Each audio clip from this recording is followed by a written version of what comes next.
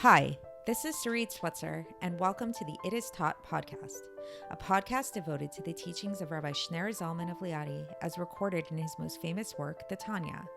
My hope for this show is to make these teachings accessible and relatable to the average person, regardless of prior Jewish education or affiliation. The episodes follow the prescribed daily study portions and are meant to serve as practical lessons in how to live your life as your true self and develop an authentic and powerful relationship with your Creator. I have personally experienced the effects the study of this work has had on me, and I'm excited to share what I can of this knowledge with you. So please join me on this journey of learning, self-growth, and connection with your source.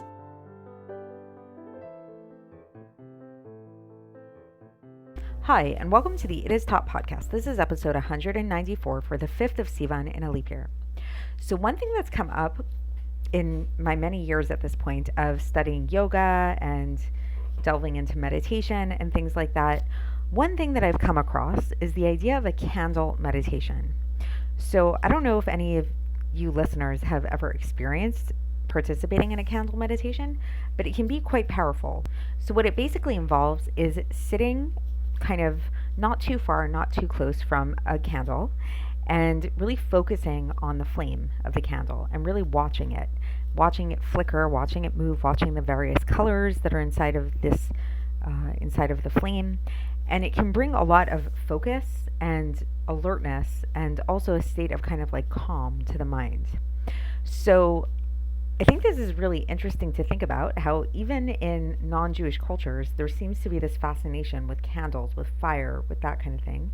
And today we're going to learn a little bit about this from a Jewish perspective, what the candle represents. So this is something that's spoken about in quite a number of places in Chassidus. And today we're really going to focus on three main parts that make up a candle, namely the wick of the candle, the oil that's within the candle, so like if we're picturing like a candelabra that's made up of oil, as well as the flame, the resulting flame that comes out from that wick. And this is actually going to bring us back full circle to something which we had discussed previously in the Tanya, and which we brought up a little bit more recently about the teaching of the Hinukah, about this idea of this Chacham einav v'rosho, that a wise person's eyes are in their head. And the way that we described this is that we said that this is a reference to the Shekhinah, and this is a reference to the fact that a wise person is somebody who performs God's commandments, and through performing God's commandments, this nourishes the oil, which is for the flame of the Shekhinah, so that the Shekhinah can reside and dwell and be revealed above their head. So if you've been following along the past few episodes, then you hopefully are aware of this importance of the Shekhinah and what the Shekhinah represents, and how, just to give like a really kind of give us a little bit of context here for our ongoing discussion, is that the big question that has come up in this bigger discussion that we've been having is, if God is really everywhere and in everything, and there's nothing and no place devoid of God, why is it that we have specific places that we think of as holy? Like we say that the temple in Jerusalem is a very holy place, especially the Kodesh HaKadoshim, the Holy of Holies, the Ark of the Covenant. All of these things were considered to be holy. If God is everywhere, what makes these particular places more holy than other places? And by extension, this logic would extend to, if really God is everywhere and in everything, what's the point of doing mitzvahs? What's the point of doing God's will if really everything we do is God is there in everything that we do? So for the full understanding of this and really deepening in the understanding, I really encourage you to go back and listen to the past few episodes where we really talk about this in a lot of depth. But the basic answer, in like really brief, is that yes, while it's true that God is truly everywhere and in everything and nothing exists other than godliness, godliness is not necessarily revealed equally in different places. And we talked about the soul. We likened this to the soul, to the human soul. And we talked about how, well, it's true that the soul is found throughout a person and encompasses their entire body.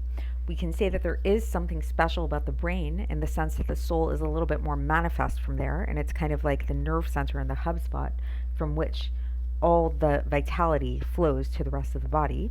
And so we talked about how this is the equivalent of what the Shekhinah represents in terms of God, and how the Shekhinah serves as this kind of nerve center through which the vitality of the entire universe flows out. And we talked about how the Shekhinah descends from rung to rung, from level to level, throughout the worlds to really vivify each and every world in its own way and according to its own capacity. And then we talked about how, while usually there's this natural chain of events that goes through where the Shekhinah becomes more and more concealed and more constricted, there was an exception to this in the first temple, where the tablets of the Ten Commandments were found, and how in the tablets of the Ten Commandments, the Shekhinah resided there in a way that really was not so concealed, and it actually was like, it surpassed all of those like chain of descent and levels, and it actually like connected right back, and it came right back to its original source, which we said was in Malchus of Atzilus, which is like the source of where the Shekhinah comes from.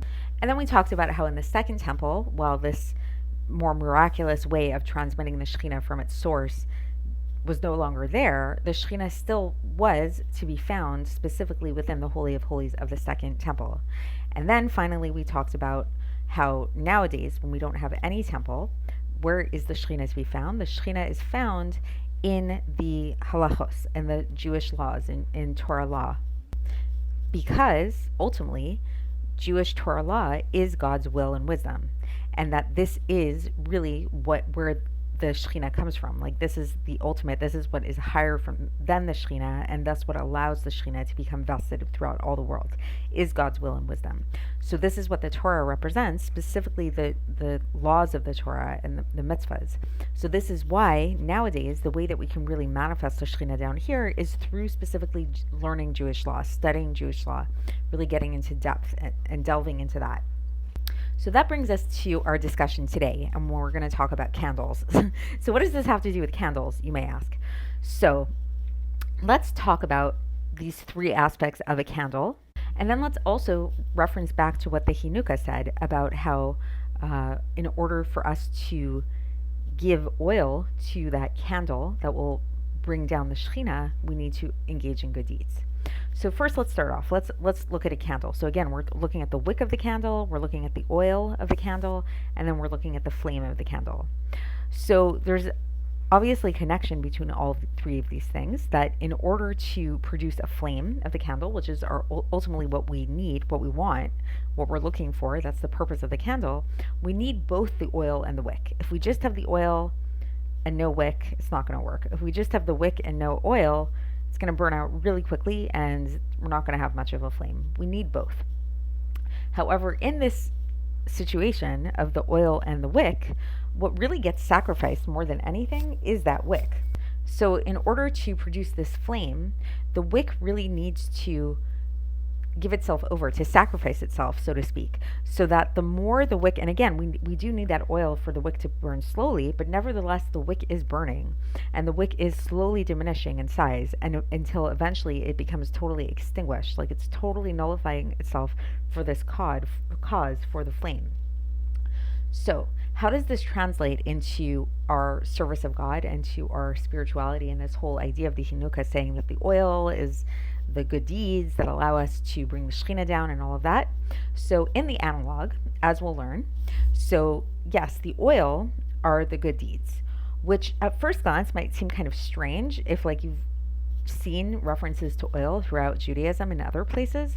Usually oil is really a reference to wisdom. It's really a reference more to like intellectual thought.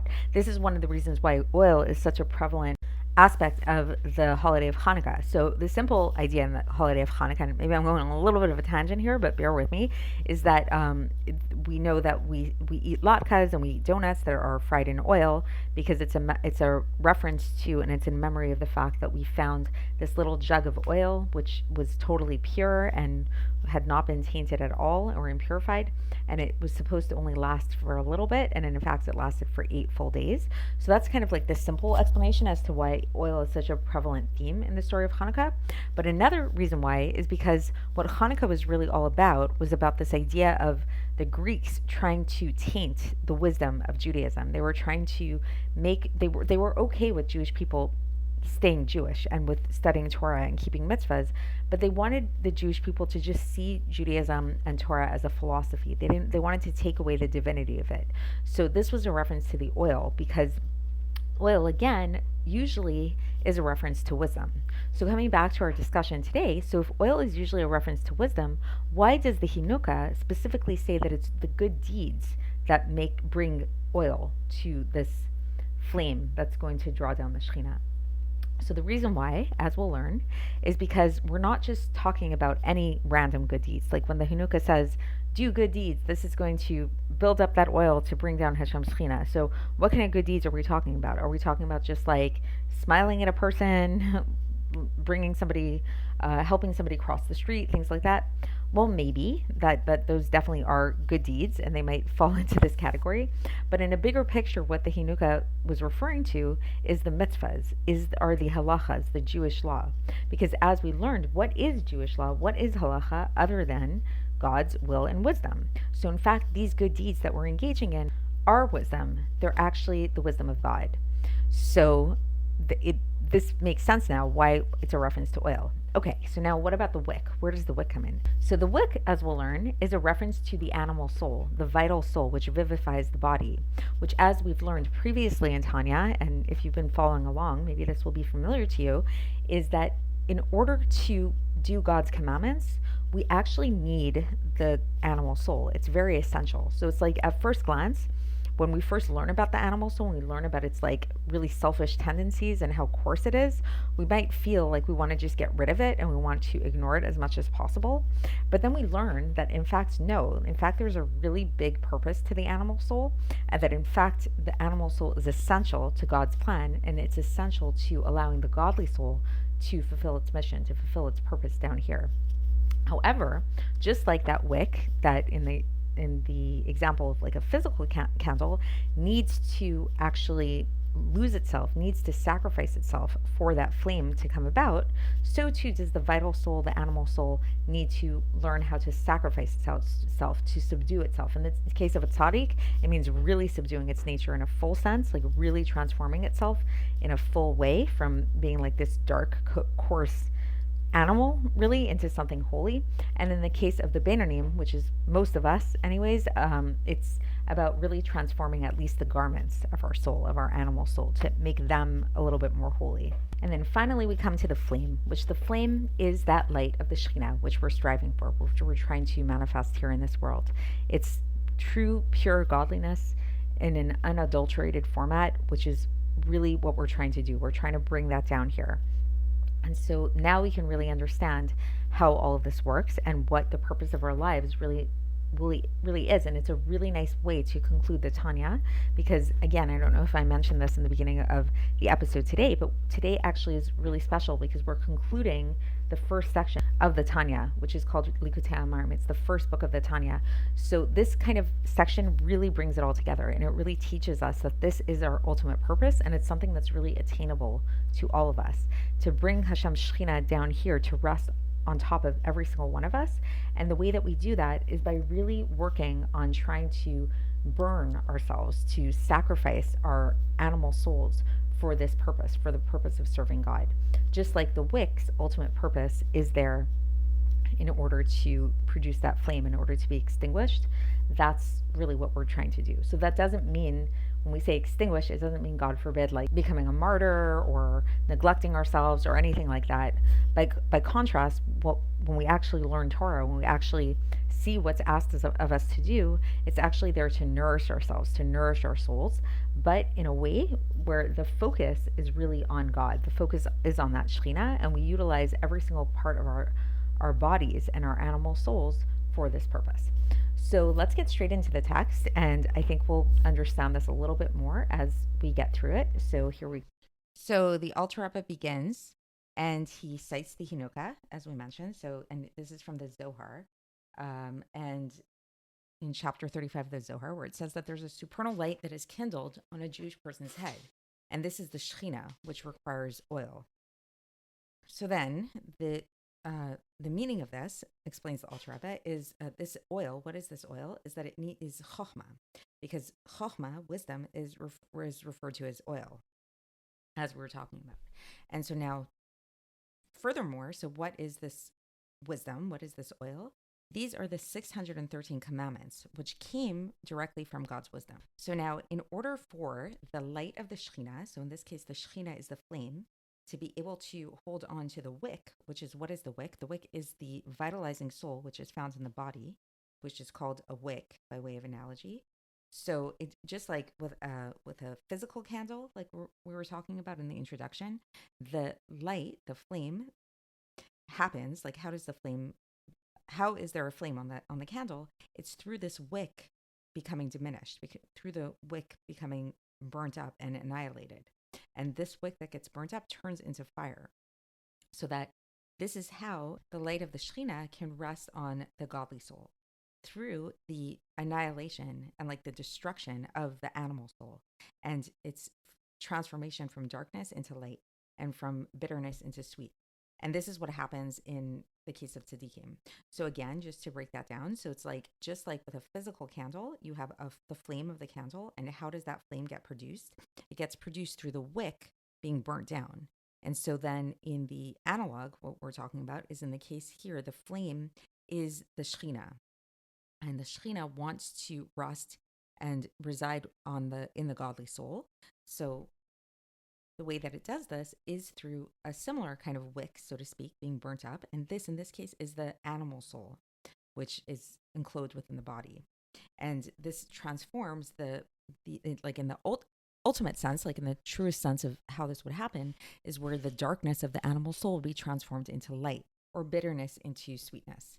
So this is what happens in the case of tzaddikim, where there's this like total transformation. And then now, okay, not everybody's a tzaddik, as we've been talking about at length in the Tanya in many places. So, okay, so maybe not like the actual animal soul will be burnt up, says the Alter Rebbe, but let's say at least like what happens is there's an annihilation of the garments of the animal soul, which is the thought, speech, and action. And these garments transform from darkness of the klipos to the light of God, of the infinite one, which becomes enclosed in the thought, speech, and action of the 613 commandments of the Torah. So this is what happens in the case of the Beinonim. So again, the difference between the tzaddikim and the Beinonim, just a brief review of that, of something we've learned previously, is that in the case of the tzaddikim, they actually transform their soul. They actually transform their impulses, their nature, their animal nature, so that it actually only wants to serve God. In the case of the Beinoni can't actually transform their nature in the same way, but so the best they can do is to transform their levushim, their external garments of the thought, speech, and action. So then what happens as a result of this, where the animal soul that comes from Klipas Noga transforms from darkness into light, then this causes an ascension of the feminine waters. It's called the Main Nukvin. So that's it's a spiritual it's a Kabbalistic concept, which just basically means that there's like a spiritual awakening that happens below, like down here, and this draws down the Shekhinah, which is the revelation of the Or Ein Sof Baruch Hu, of the God's infinite light, into the godly soul, which is found in the brain, inside of the head. And so now we can understand this verse, says the Alter Rebbe, which comes from Devarim, chapter 4, verse 24, where it says, Ki Hashem Elokecha Esh Ochlahu, where it says that here, God, your God, is a consuming fire. So now we can understand what this means by why do we liken God to being a consuming fire? Because we see that actually there is this consumption that has to happen in order for the flame to happen. The animal soul, whether the actual animal soul or just the garments of the animal soul, need to be consumed. And then the Alter Rebbe says that this will be explained elsewhere more at length. So that is it for today, so that hopefully give you a better idea of how it is that our process of serving God is this candle-like meditation. And hopefully this can give you a little bit of a visual in terms of your service of God and how it is that we transform ourselves and our lives. So this is so exciting. I can't believe it. Congratulations, everybody. We've actually finished and completed the entire book of the first book of Tanya, Likkutei Amarim. This is really cool. It's a huge accomplishment. So thank you, everybody who has followed along with me on this journey. And I'm really excited to continue when we go on tomorrow and we move on to the next Sefer, the Shar HaYichud VeHa'emunah, which is the second Sefer of the Tanya, beginning with the introduction known as Chinuch Katan. So I will speak to you then. Thanks for listening to the It Is Taught podcast, hosted by Sarit Switzer. This podcast is dedicated in loving memory of my maternal grandfather, Avraham Yitzchak ben Binyamin HaKohen of blessed memory. Music by Shoshana. If you enjoyed this episode and would like to support the show, please share it with others and subscribe on YouTube, Apple iTunes, Spotify, or wherever you listen to podcasts. And make sure to leave us a 5-star review. To find out more about the It Is Taught project, including more information on my soon-to-be published book, please visit our website, itistaught.com.